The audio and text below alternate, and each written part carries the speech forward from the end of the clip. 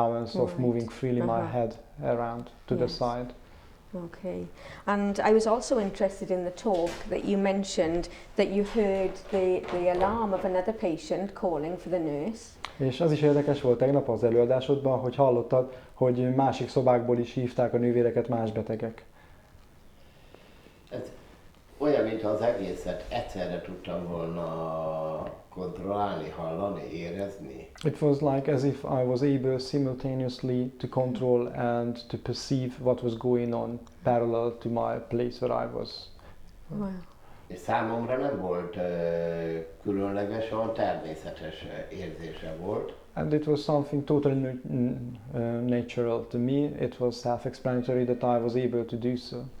És jelenlétemet mindig ott éreztem, ahol szerettem volna lenni. And always knew my presence was there where I wanted to be in that very spot. Fel sem tűnt, hogy tulajdonképpen váltogatom a helyem. And I actually hardly recognized that I was, by doing so, switching places or jumping rooms. Right. Well, what I found particularly intriguing in your talk was when you mentioned that you witnessed the nurse on the phone to her husband, and you described actually being in the flat with the husband, and you described the furniture that was there and what he was doing and looking at the phone book which dropped on the floor, and also you mentioned about his socks, which I found very, very fascinating. Can you talk about that?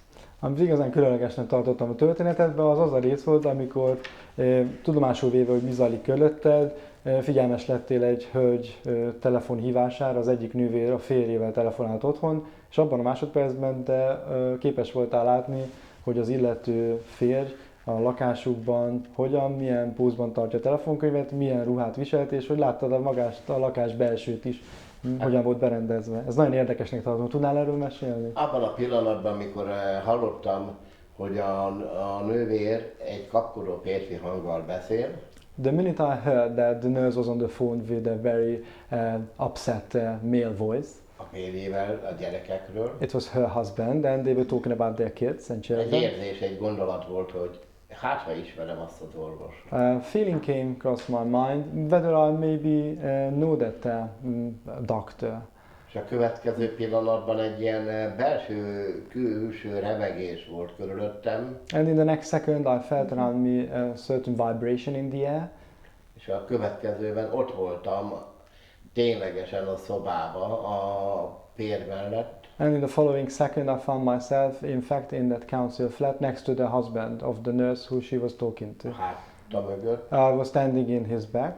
Láttam, hogy telefonkönyvet lapoz. I could see him from behind turning the pages in the phone book. Az orvos nevét. And he was trying to locate or finding the doctor's telephone Még number. akkor rá is szóltam, hogy első oldal, hát mondta az asszony. And I even was yelling at him that, didn't your wife just say that his name is on the first page? Fel sem tűnt, hogy nem hall. And I barely could notice, or it struck me that he couldn't hear me. A szőnyeget. And I could see the carpet in the room.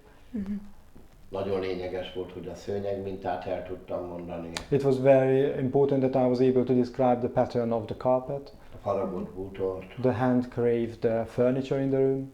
És döntő volt, hogy a férjen egy fehér zokni volt piros állatfigurákkal. And decisive was that I was able to describe the pair of socks that the husband was wearing with this funny animal patterns on it. Amit olyan gyanúsan néztem, hogy nem stimmel a férfinek valami. That was so suspiciously strange looking, because may have meant that the husband is not fully normal. Egy rendes férfi nem hoz ilyet. No normal person wears socks like that.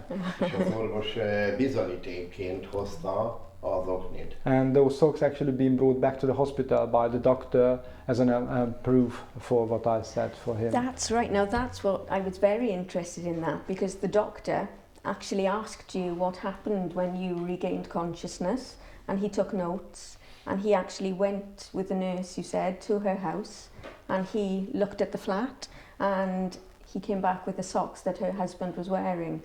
Ami nagyon érdekessé teszi a történetet, és különösen figyelemre méltó, hogy a doktor, akiknek elmondta a történetet, közben folyamatosan jegyzetet, és mindegy, hogy igazolja, amiket te mondtál, rögtön el is hívta a nővérkét, ugyanígy a lakásba is elráncigálta őt, hogy megnézze, amit mondtál, az helyén való volt-e. Szinte készült rá, nem biztos, hogy nem az első eset voltam. Probably I wasn't his first case. He actually seemed to be prepared for my interview on the spot. Mert sokszor éreztem, hogy úgy, igen, így hallottam, így tudom, így mondták.